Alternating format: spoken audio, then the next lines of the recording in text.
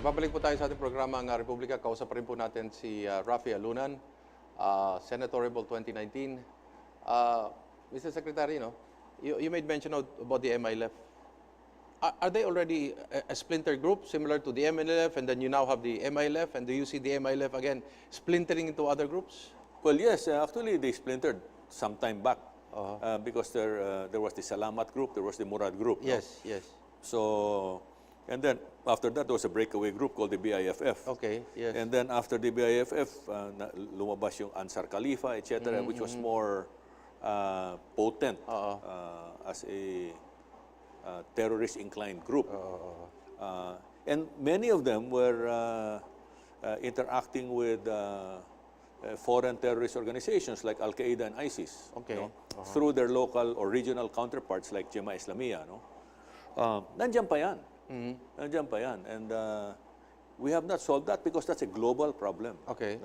And since binabakbak sila doon sa Middle East, maraming tumatakbo rito sa Asia. And kaya't sinasabi ko kanina, yung Human Security Act natin, kailangan patibayin. Okay. Because if we're not aligned with the rest of the world, and especially with the region, iiwasan ng terorista yung mga bansa na mahigpit sa kanilang mga batas. Okay. At dito pupunta, dahil sa maluwag na maluwag tayo sa mga bagay na ganyan. Mataas pa ang katiwalian. We're very negligent sa ating governance. And because of that, napaka-porous ng ating borders. Yes. Madali tayong mapasukan. Yes. So we really have to tighten up. Is the MILF a terrorist organization? Before, during my time, It was.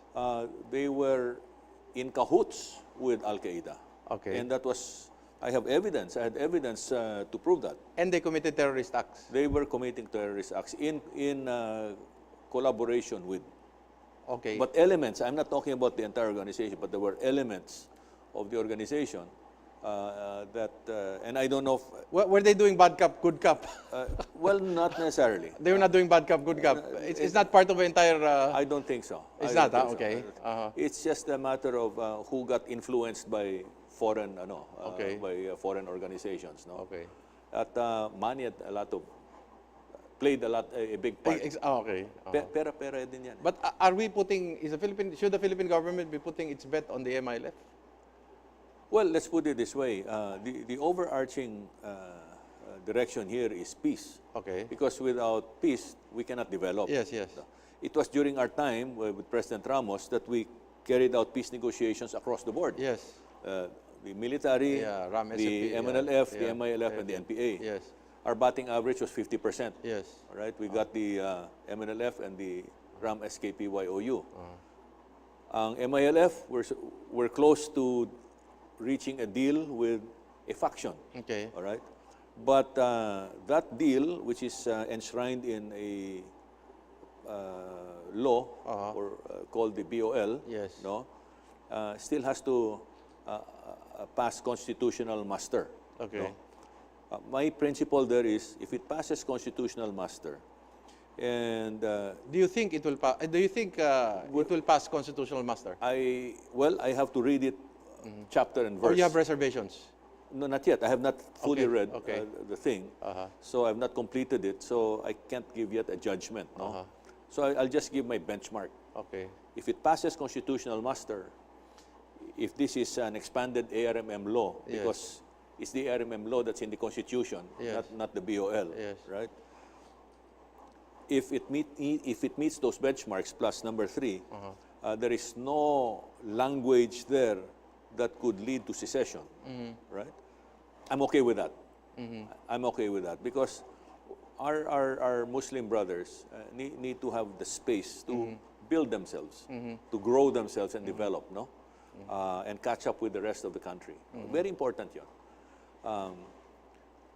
But if those 3 benchmarks that I placed are not met, then by all means, that should be struck down by the Supreme Court.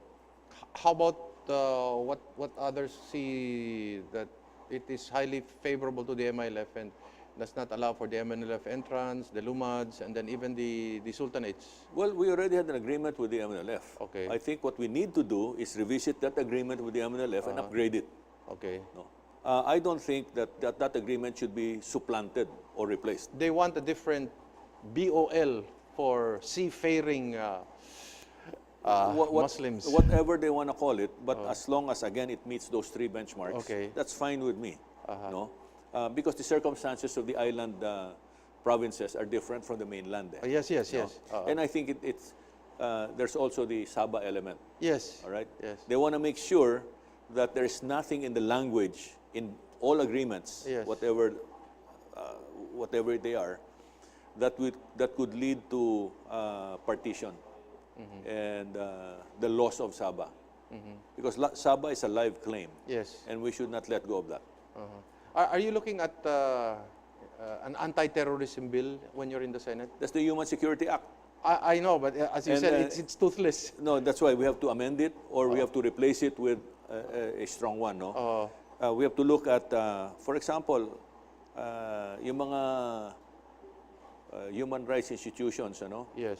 They're always looking down on the internal security acts of third world countries, Yes. etc. Well, let's bring it up to the level of their members. Let's look at France. Let's look at UK. Let's look at the United States. Yes.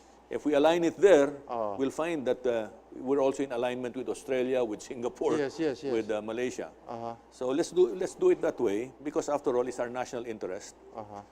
We have to protect ourselves, and we have to make sure that it's done just right. No, it's done just right to effectively deter. The important point there is we have to effectively deter terrorism, criminality, and insurgency from taking root. The current Human Security Act has not actually augured well for any accomplishments for the country. No? Would None. that be a fair question, seeing that you said it's toothless? Yes, it hasn't been applied. It cannot be applied because there's no effect. Okay. It neuters the law enforcement, no? That's true. It's a castration. It's a castration, yes. It's a castration of our law enforcement efforts. But it really behooves me why our legislators doesn't want to revisit it, they don't want to rename it, or they don't want to call any organization a terrorist organization. Kaya ang tawag sa atin, eunuchs. Yes. Okay. In other areas, for example, the West Philippine Sea, how do you see this? Well, Philippine Sea is ours. Okay. When I say ours, we have exclusive sovereign rights Yes. over exclusive economic zone. Okay. So anybody who goes in there has to first ask permission. Okay. Whether they want to research, whether they want to dig for oil, or whether they want to fish, they have to ask our permission first. If they don't ask our permission and don't care about our laws, no, they can't call themselves friends of the Philippines. It's as simple as that. How do you see the 60-40 deal? Okay, it's not yet a deal because what they came up with is a framework agreement. Yes. All right. The framework agreement merely provides the playing field, The parameters, yes. the parameters. No, the actual contract will come in later for exploration, and then later on another contract for drilling if they find something during the exploration phase. No, so mahabang proseso pa yan.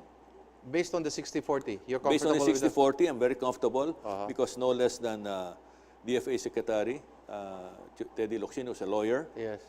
former DFA Secretary Albert De Losario, Yes. and Acting Chief Justice of the Supreme Court Tony Carpio say that the agreement is safe and Okay. passes constitutional muster. Drugs. You will be very strong on drugs, obviously.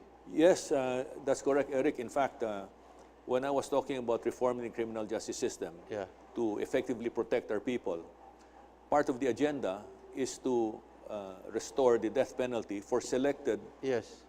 crimes against humanity. Okay. So number one is drugs. Yes, yes. Because drugs undermine societies and governments. How do you handle the And the they drug kill addict? Yeah. and they kill the future, no? That's Yes, number one. Yes. The other crime against humanity is terrorism.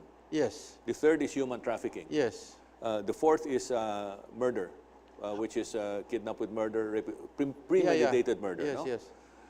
And of course, rape of the environment. How do you handle Now, in the case drugs? of addressing the drug problem, there should be a whole of nation approach again, because this is a national security problem. Yes.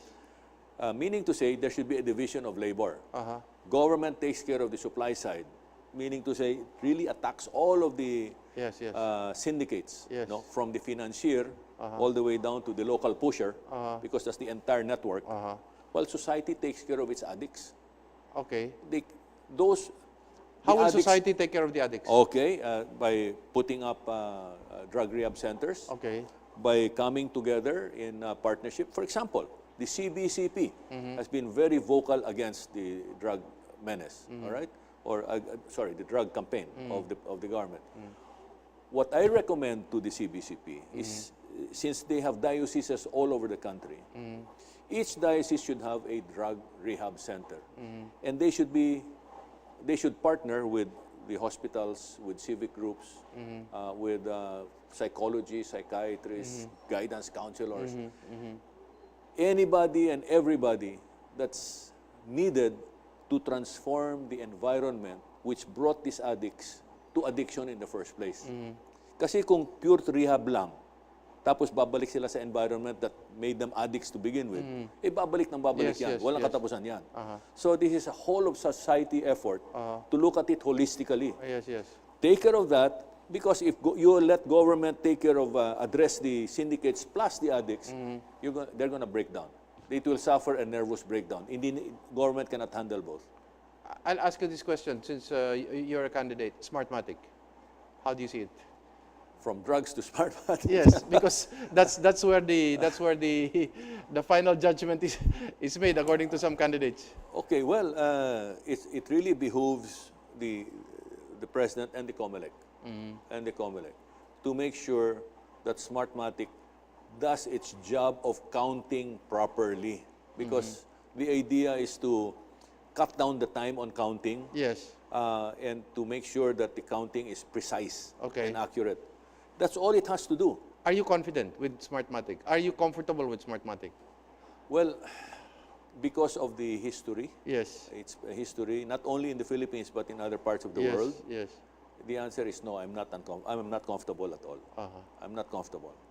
But I'm comfortable with computerization. I'm comfortable with e-counting, electronic counting, provided that the proper safeguards are there. So the onus is not so much on Smartmatic, kasi third party lang yan eh, third party service provider. Ang importante yung COMELEC. COMELEC must make sure that everybody in the electoral system does its job properly. They're saying they're actually, the last guest I had called them, they're riding in tandem, COMELEC and Smartmatic. Well, mahirap na sabihin na yung sweeping, ano. Yes. There could be elements there, but mahirap naman yung sweeping. Okay. Yeah, what can people expect from Raffy Alunan if he is in the Senate? Okay, well, my past experience. Yes. I have a very broad perspective about governance. I have experience in dealing with all of these problems that we talked about. Yes. And I believe in continuity and in sustainability. No? So I'm bringing with me integrity, skill, of course the energy, because you need all the energy to really address all of these problems. And I understand the meaning of unity, solidarity, and teamwork. Okay? I bring to the table an appeal to all sides, to all sectors, executive, legislative, government, society, to forge national unity. Because, Eric, all of the countries that were way behind us after World War II are now way ahead of us. Just by using unity, solidarity, and teamwork. And teamwork, which was basically the slogan that President Ramos tried to drill into us, which was not a slogan, but basically a way of life. 5 seconds. Mayor Sara Duterte is on board with you. She has to. I've spoken to her. And she's supporting you? Well, I hope so. Okay. I really hope so. Okay. So we're looking forward to that. Yes, okay. So with that, we'd like to thank Senatorable Raffy Alunan for spending the time with us and conversing with us and exchanging his own disquisition regarding the topics that we briefly discussed. This won't be the last time. We're looking forward to, again, having him in the next succeeding months. So thank you very much. Magiging salamat. Oh, yes, sir. Thank you very much. And ito po si Eric Espina, palagi nagsasabi, magmasid, makialam, higit sa lahat ay manindigan. Dahil wala pong magmamahal sa Pilipino kung hindi ang Pilipino. Daghang salamat, mahayong gabi kaninyong tanan.